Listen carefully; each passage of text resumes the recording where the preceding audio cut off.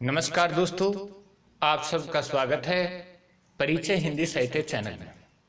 और इसके अलावा दोस्तों, आप भास्कर सरोज हिंदी एजुकेशन पर भी वीडियो देखते हैं, भास्कर बीरबल सिंह चैनल पर भी वीडियो देखते हैं। तो अपने इस चैनल पर थोड़े वीडियो कम थे, इसलिए सोचा कि एक बार लगातार इस चैनल पर वीडियो अपलोड किए जाएं। दोस्तों, अगर चैनलों के वीडियो आपको पसंद आते हैं तो सब्सक्राइब कीजिए, और साथ ही साथ अगर आप नोटिफिकेशन भी चाहते हैं तो बेल आइकन को प्रेस कर दीजिएगा, और नोटिफिकेशन नहीं चाहते हैं तो बेल आइकन को चाहे तो न प्रेस करें। इसके साथ ही साथ दोस्तों, कमेंट जरूर करें, और साथ ही साथ लाइक का बटन तो दबा ही दीजिएगा। और चलिए आज पुनः चलते हैं अपने फिर एक लंबे और बड़े वीडियो की तरफ। छोटे छोटे टुकड़ों में क्या साहित्य की तैयारी करनी, लंबे वीडियो को लेकर चलते हैं। तो चलिए दोस्तों, देखिए पहला प्रश्न, महाराजा जसवंत सिंह की सर्वश्रेष्ठ रचना का नाम बताइए। तो महाराजा जसवंत सिंह की सर्वश्रेष्ठ रचना का जो ये प्रश्न है, मैंने कई वीडियो में दिया है और आपको रचना याद आ गई होगी। और ये जो रचना है, इससे संबंधित प्रश्न भी बहुत बार पूछा जा चुका है, और यह है भाषा भूषण। और इस ग्रंथ पर जयदेव के चंद्रालोक का प्रभाव है। तो जयदेव ने चंद्रालोक की रचना की और इसका प्रभाव इस पर परिलक्षित होता है। आचार्य देवदत्त का जन्म कहां पर हुआ? आचार्य देवदत्त का जन्म कुसमरा, इटावा, उत्तर प्रदेश में कान्य कुब्ज ब्राह्मण परिवार में आचार्य देवदत्त का जन्म हुआ था। चलिए नेक्स्ट प्रश्न, द्विवेदी मंडल के कवियों के नाम बताइए। तो अपना प्रश्न है द्विवेदी मंडल के कवियों के नाम। तो नाथूराम शर्मा शंकर पहले हैं। चलिए नेक्स्ट देखते हैं, महावीर प्रसाद द्विवेदी, मैथिली शरण गुप्त, अयोध्या सिंह उपाध्याय हरिओद, और सियाराम शरण गुप्त। तो अयोध्या सिंह उपाध्याय हरिओद और सियाराम शरण गुप्त, ये जो कवि थे वो द्विवेदी मंडल के कवि हैं। नाथूराम शर्मा शंकर, शंकर इनका उपनाम है। महावीर प्रसाद द्विवेदी, इनके नाम के आधार पर द्विवेदी का नामकरण किया गया। मैथिली शरण गुप्त, अयोध्या सिंह उपाध्याय हरिओद और सियाराम शरण गुप्त, ये द्विवेदी के प्रमुख कवि माने जाते हैं। चलिए, आचार्य देव का जन्म कब हुआ? तो आचार्य देव का जन्म संवत 1730 में हुआ था। संवत 1730 में आचार्य देव का जन्म हुआ था। आचार्य देव का देहावसान कब हुआ? आचार्य देव का देहावसान संवत 1824 में हुआ था। संवत 1824 में। राखी बंद भाई कहानी के लेखक का नाम बताइए। वृंदावन लाल वर्मा की कहानी है राखी बंद भाई। चलिए, गुलबहार कहानी के लेखक का नाम बताइए। किशोरी लाल गोस्वामी की कहानी है गुलबहार। श्रीमती गजानन देवी, श्रीमती गजानन देवी कहानी के कहानीकार का नाम बताइए। तो सूर्यकांत त्रिपाठी निराला की एक कहानी है श्रीमती गजानन देवी। काठ का सपना कहानी के कहानीकार का नाम बताइए। गजानन माधव मुक्तिबोध की कहानी है काठ का सपना। आचार्य देव के लिखे ग्रंथों की संख्या कितनी मानी जाती है? 72 मानी जाती है। 72 ग्रंथ लिखे थे ऐसा माना जाता है देव ने। आचार्य रामचंद्र शुक्ल ने देव के कितने ग्रंथों का उल्लेख किया है? तो 25 ग्रंथों का उल्लेख किया है। आचार्य रामचंद्र शुक्ल ने देव के 25 ग्रंथों का उल्लेख किया है।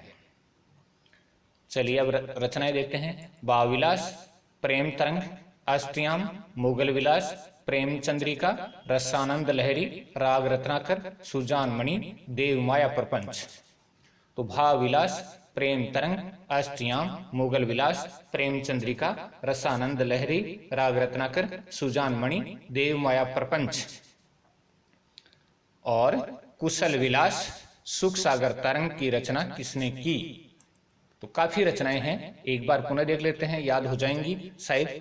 भावविलास, प्रेम तरंग, अष्टयाम, मुगल विलास, प्रेम चंद्रिका, रसानंद लहरी, राग रत्नाकर, सुजान मणि, देव माया प्रपंच, कुशल विलास, सुख सागर तरंग की रचना किसने की? तो उत्तर है देव ने, आचार्य देव ने इनकी रचना की। चलिए नेक्स्ट भी प्रश्न, शब्द रसायन, जग दर्शन 25 ही, आत्म दर्शन 25 ही, तत्व दर्शन 25।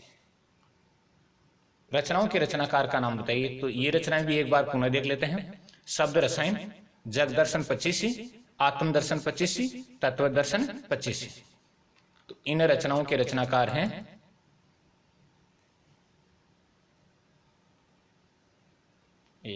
आचार्य देव। आचार्य देव की रचना है।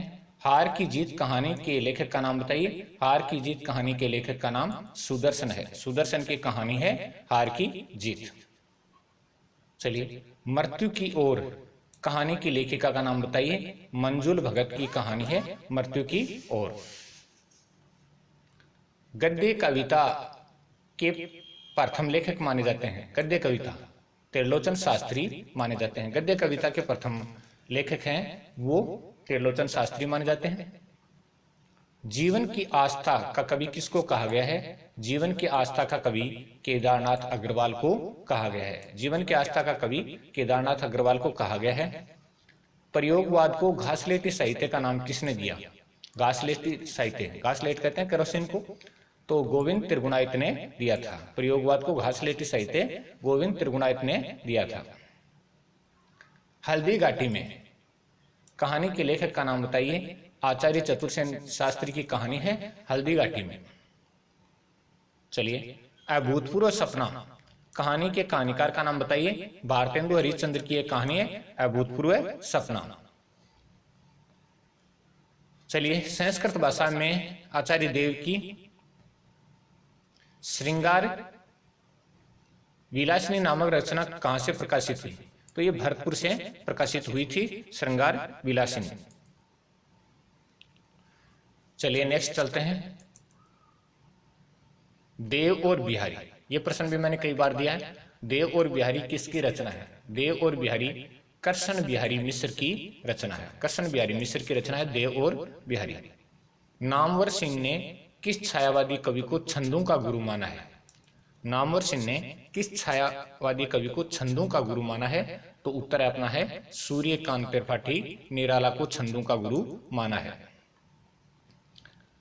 रसकान को स्वच्छंद काव्य धारा का प्रवर्तक किसने माना? मैनेजर पांडे ने माना था। रसकान को स्वच्छंद काव्य धारा का प्रवर्तक मैनेजर पांडे ने माना था।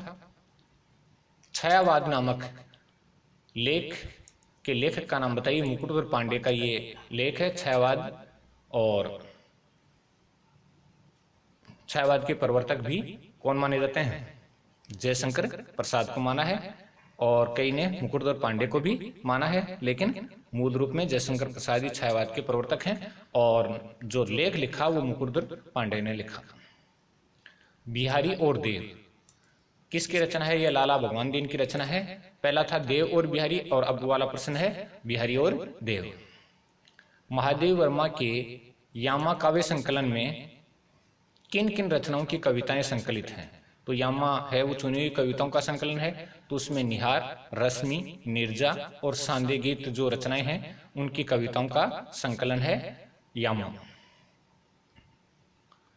द्विवेदी युग का नामकरण किसके आधार पर पड़ा? आचार्य महावीर प्रसाद द्विवेदी के आधार पर द्विवेदी युग का नामकरण पड़ा था। अनुशासन की धारा किस काव्य धारा के कवियों के लिए प्रयोग किया गया है? तो अनुशासन की धारा के कवि या अनुशासन की धारा किस काव्य धारा के कवियों के लिए प्रयोग किया गया है? तो ये किया गया है द्विवेदी युग के कवियों के लिए। द्विवेदी युग के कवियों के लिए अनुशासन की धारा के कवि उनको कहा गया है। और क्यों कहा गया है? क्योंकि जो आचार्य महावीर प्रसाद द्विवेदी थे तो वो पूर्ण रूप से अनुशासन के साथ काव्य रचना पर बल देते थे, और उनका जो काव्य का सिद्धांत था वो परिष्कृत हिंदी की तरफ रुझान था, और इसीलिए उनको अनुशासन की धारा के कवि कहा गया। तो प्रश्न याद हो गया होगा।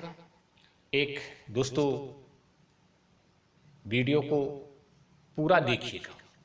प्रश्न जो भी होते हैं उनको पूरा देखने का प्रयास करें ताकि ज्यादा से ज्यादा प्रश्न अपने याद हों। और साथ ही साथ अगला प्रश्न है, भारत 12 मासा की रचना किसने की? भारत 12 मासा की रचना राधा कृष्ण दास ने की थी। भारत 12 मासा की रचना राधा कृष्ण दास ने की थी। चलिए, यशोधरा खंड काव्य के रचनाकार का नाम बताइए।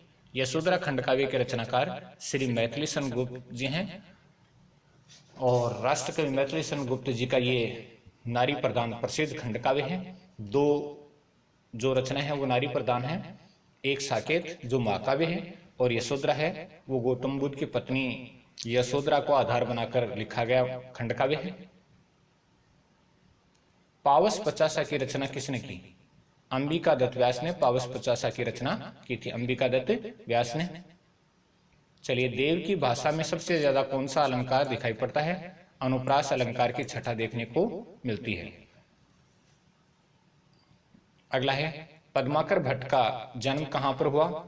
संवत 1810 में बांदा जिले में ब्राह्मण परिवार में। तो पद्माकर भट्ट का जन्म है वो संवत 1810 में बांदा जिले में ब्राह्मण परिवार में हुआ था। मांस का दरिया कहानी संग्रह के कहानीकार का नाम बताइए। कमलेश्वर का कहानी संग्रह है मांस का दरिया। मांस का दरिया कहानी संग्रह वो कमलेश्वर का कहानी संग्रह है। चलिए, पराजय का क्षण कहानी के कहानीकार का नाम बताइए। सर्वेश्वर दयाल सक्सेना की कहानी है पराजय का क्षण। रहीमन धागा प्रेम का कहानी की लेखिका का नाम बताइए। मालती जोशी की एक कहानी है रहीमन धागा प्रेम का। मालती जोशी की कहानी है रहीमन धागा प्रेम का। कवि की स्त्री कहानी के लेखक का नाम बताइए। सुदर्शन की कहानी है कवि की स्त्री। पद्माकर भट्ट के पिताजी का क्या नाम था? श्री मोहनलाल भट्ट इनके पिताजी का नाम था। पद्माकर भट्ट के पिताजी का नाम मोहनलाल भट्ट था।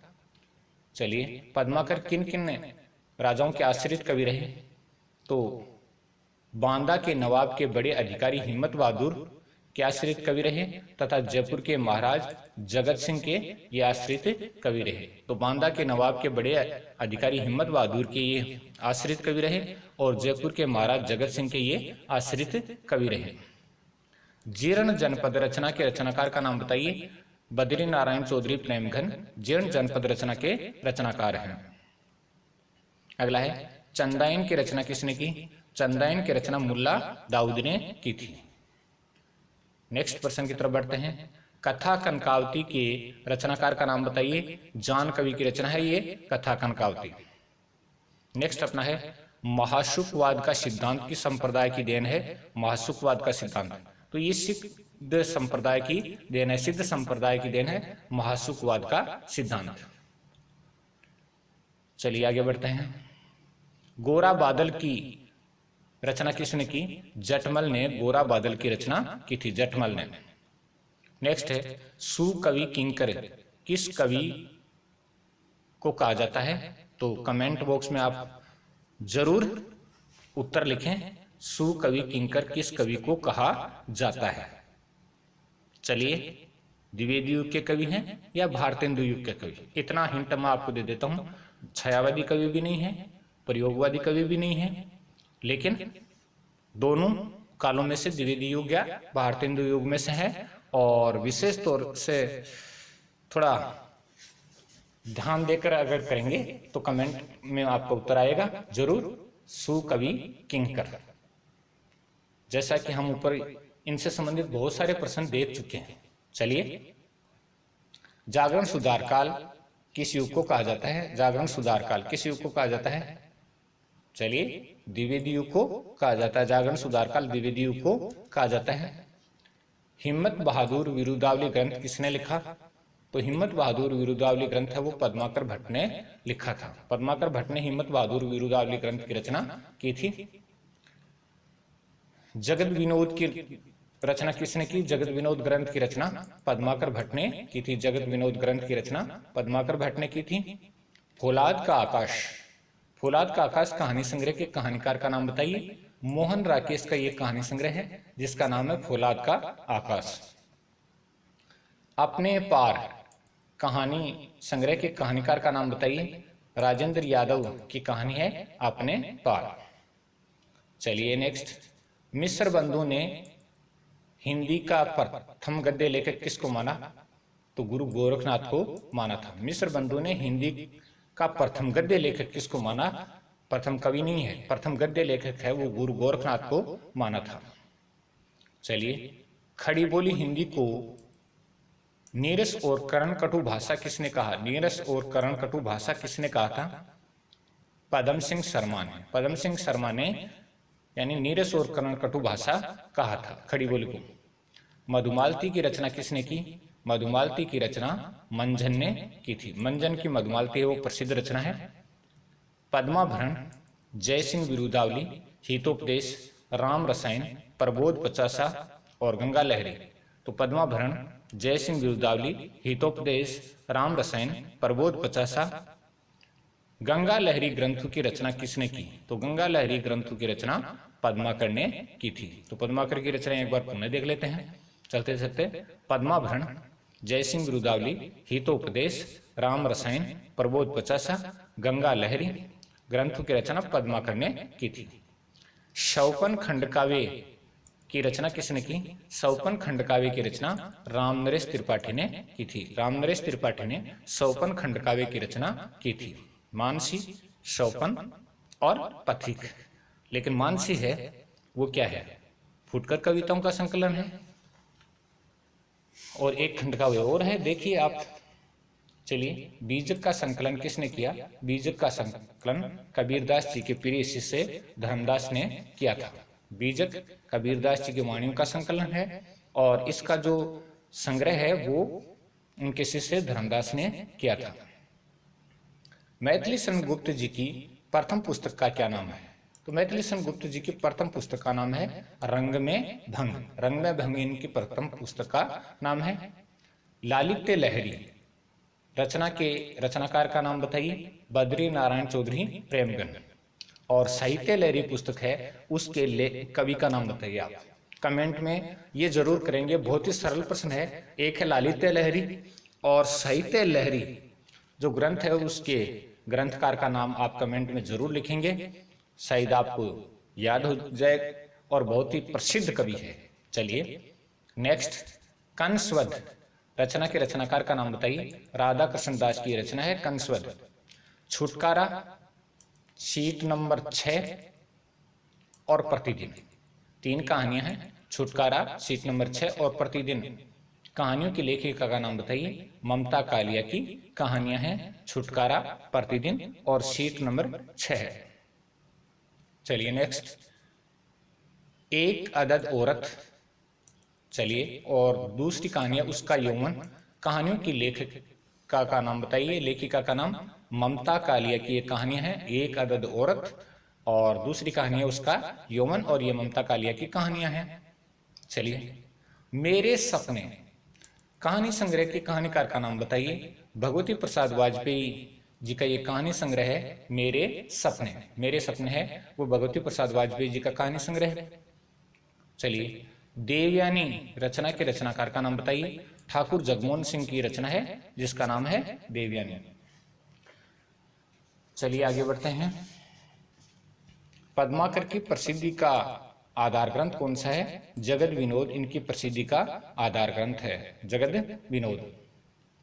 चलिए, हिंदी साहित्य का प्रथम गीत लेखक किसको माना जाता है? विद्यापति को माना जाता है। विद्यापति को हिंदी साहित्य का प्रथम गीत लेखक माना जाता है।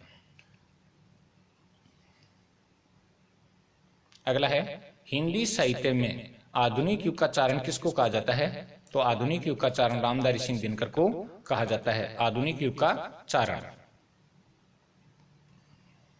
भारत दुर्दशा नाटक की रचना किसने की? भारतेंदु हरिश्चंद्र ने भारत दुर्दशा नाटक की रचना की थी। भारतेंदु हरिश्चंद्र ने। अगला है, कौन से संप्रदाय में राम के लिए लालसा शब्द का प्रयोग किया गया है? कौन से संप्रदाय में राम के लिए लालसा शब्द का प्रयोग किया गया है? सवसुखी संप्रदाय में। सवसुखी संप्रदाय में राम के लिए लालसा शब्द का प्रयोग किया गया है। पद्माकर जी की सबसे बड़ी विशेषता है लाक्षणिकता। लाक्षणिकता पद्माकर जी की क्या है? सबसे बड़ी विशेषता है। पथिक खंड काव्य की रचना किसने की? रामनरेश त्रिपाठी ने पथिक खंड काव्य की रचना की थी। तो रामनरेश त्रिपाठी ने पथिक खंड काव्य की रचना की। शौपन खंड काव्य की जो चर्चा है हम ऊपर कर चुके हैं। चलिए, श्यामा सरोजनी है, ये श्यामल नहीं है, श्यामा सरोजनी है। तो यहाँ पर आप श्यामा पढ़ें। श्यामा सरोजनी रचना के रचनाकार का नाम बताइए। ठाकुर जगमोहन सिंह की रचना है श्यामा सरोजनी। तो यहां ले नहीं, आ की मात्रा। चलिए, चार कहानी, कहानी संग्रह के रचयिता का नाम बताइए। सुदर्शन का कहानी संग्रह है चार कहानी। चलिए आगे, आत्महत्या के पहले एक कहानी और दूसरी है कितना छोटा सफर है। तो आत्महत्या के पहले और कितना छोटा सफर है, कहानियों की रचना किसने की? दो कहानियां हैं, आत्महत्या के पहले और कितना छोटा सफर। तो ये मंजुल भगत की कहानियां हैं, आत्महत्या के पहले और कितना छोटा सफर। हिंदी का पहला समाचार पत्र कौन सा है? सुधावर्षण है वो हिंदी का पहला समाचार पत्र है, सुधावर्षण। हिंदी की प्रथम पत्रिका का नाम बताइए। तो संवाद कौमुदी है वो हिंदी की प्रथम पत्रिका है, जिसका नाम है संवाद कौमुदी। आधुनिक युग में खड़ी बोली हिंदी का जन्मदाता किसको माना जाता है? भारतेंदु हरिश्चंद्र को माना जाता है। खड़ी बोली हिंदी का जन्मदाता आधुनिक युग में भारतेंदु हरिश्चंद्र को माना जाता है। 52 पत्ते एक जोकर, 52 पत्ते एक जोकर कहानी की लेखिका का नाम बताइए। 52 पत्ते एक जोकर कहानी की लेखिका का नाम है मंजुल भगत। मंजुल भगत की यह कहानी है 52 पत्ते एक जोकर। मन की लहर रचना के रचनाकार का नाम बताइए। प्रताप नारायण मिश्र की रचना है, जिसका नाम है मन की लहर। प्रेम सरोवर रचना के रचनाकार का नाम बताइए। भारतेंदु हरिश्चंद्र की रचना है प्रेम सरोवर। कवि गंग किसके दरबारी कवि थे? कवि गंग किसके दरबारी कवि थे?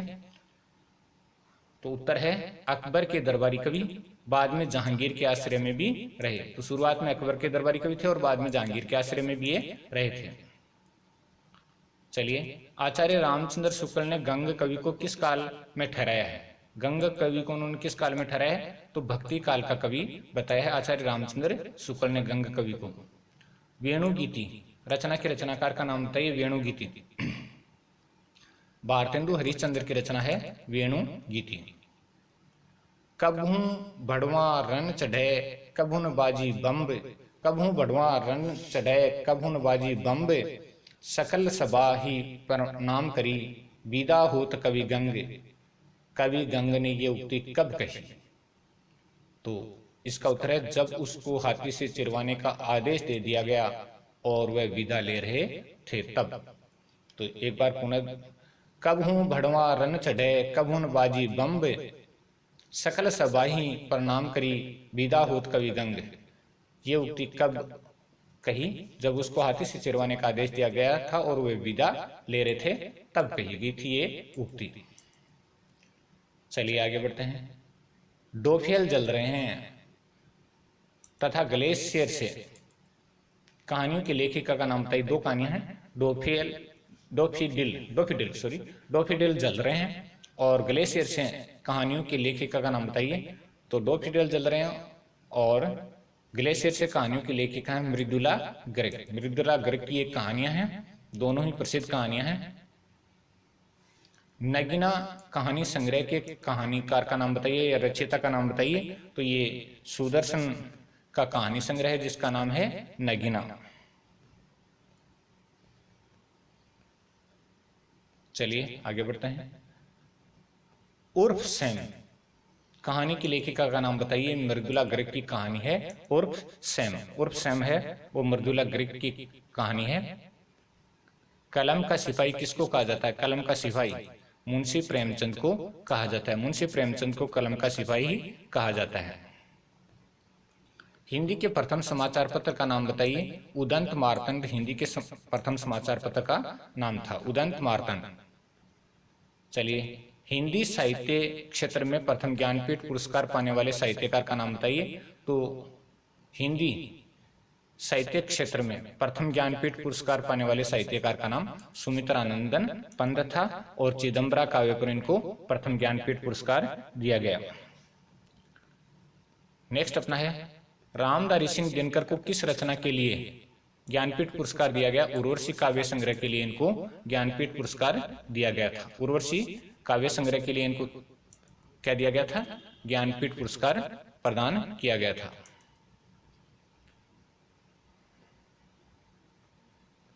चलिए, हिंदी साहित्य के किस कवि को प्रथम राष्ट्र कवि का दर्जा प्राप्त हुआ था? तो ये मैथिली शरण गुप्त जी को हुआ था। हिंदी साहित्य के किस कवि को प्रथम राष्ट्र कवि का दर्जा प्राप्त हुआ था? मैथिली शरण गुप्त जी को यह दर्जा प्राप्त हुआ था। गंग कवि का कोई ग्रंथ तो नहीं मिलता है, लेकिन उसकी विशेषता को दर्शाने, तो गंग कवि का कोई ग्रंथ तो नहीं मिलता है, लेकिन उसकी विशेषता को दर्शाने वाली अन्य कवियों द्वारा कही गई पंक्तियों को बताइए। तो यह है, तुलसी गंग दो हुए सुकविन के सरदार। बहुत ही प्रसिद्ध पंक्ति है, तुलसी गंग दो भय सुकविन के सरदार। ये प्रसिद्ध पंक्ति है जो अन्य कवियों द्वारा उनकी प्रसिद्धि को दर्शाती है। मयंक महिमा रचना के रचनाकार का नाम बताइए। बद्री नारायण चौधरी प्रेमगंज की रचना है जिसका नाम है मयंक महिमा। वर्षा बिंदु रचना के रचनाकार का नाम बताइए। वर्षा बिंदु, तो वर्षा बिंदु रचना बद्री नारायण चौधरी प्रेमगंज की रचना है जिसका नाम है वर्षा बिंदु। अलौकिक लीला रचना के रचनाकार का नाम बताइए। बद्री नारायण चौधरी प्रेमगंज की रचना है अलौकिक लीला। रीति काल के रीतिमुक्त कवियों के नाम बताइए। तो रीतिमुक्त कवियों में घनानंद, आलम, ठाकुर, बोधा और द्विजदेव। तो रीति काल के रीतिमुक्त कवियों की बात हम करें तो घनानंद का नाम सबसे पहले आता है, आलम, ठाकुर का और बोधा और साथ ही द्विजदेव। चलिए, टूटा हुआ इंद्रधनुष, टूटा हुआ इंद्रधनुष और क्या छूट गया, कहानियों की रचना किसने की? मंजुल भगत ने इन कहानियों की रचना की। टूटा हुआ इंद्रधनुष और क्या छूट गया, कहानियों की रचना मंजुल भगत ने की थी। पनघट कहानी संग्रह के रचनाकार का नाम बताइए। सुदर्शन का कहानी संग्रह है पनघट। पनघट है वो सुदर्शन का कहानी संग्रह है। कितनी कैदें तथा टुकड़ा टुकड़ा आदमी, कहानियों की लेखिका का नाम बताइए। दो कहानियां हैं और दोनों कहानियों की लेखिका हैं मृदुला गर्ग। कितनी कैदें और टुकड़ा टुकड़ा आदमी। लालित्य लहरी, ये प्रश्न दोबारा आ गया है, तो बद्री नारायण चौधरी प्रेमगंज की रचना है। चलिए, बिहारी का जन्म कब हुआ? बिहारी का जन्म कब हुआ? 1595 में और संवत 1652 के लगभग ग्वालियर के बसवा गोविंदपुर में हुआ था। बसवा गोविंदपुर में इनका जन्म हुआ था 1595 में और संवत है वो 1652 के अंदर। मृत्यु इनकी संवत 1720 के आसपास, और मृत्यु मानी जाती है वो संवत 1720 के आसपास मानी जाती है। चलिए, बिहारी किस राजा के आश्रित कवि थे? तो ये महाराज जयसिंह के आश्रित कवि थे। बिहारी महाराज जयसिंह के आश्रित कवि थे। तो ये प्रश्न है वो शुद्ध आ गया था। श्यामा सरोजिनी रचना के रचनाकार का नाम बताइए। ठाकुर जगमोहन सिंह की रचना है श्यामा सरोजिनी। चलिए, किस काव्य धारा में सूक्ष्म श्रृंगार रस की छटा देखने को मिलती है?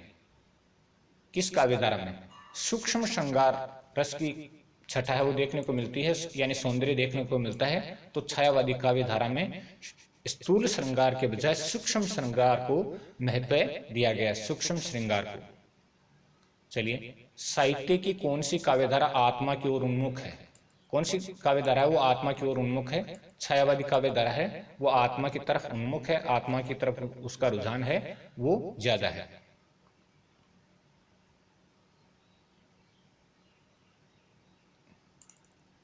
हिंदी साहित्य की कौन सी काव्यधारा मानवतावादी भावनाओं से युक्त है? तो ये छायावादी काव्यधारा है जो कि मानवतावादी भावनाओं से युक्त है। हिंदी साहित्य की कौन सी काव्यधारा मानवतावादी भावनाओं से युक्त है? तो ये छायावादी काव्यधारा है जो मानवतावादी भावनाओं से युक्त है।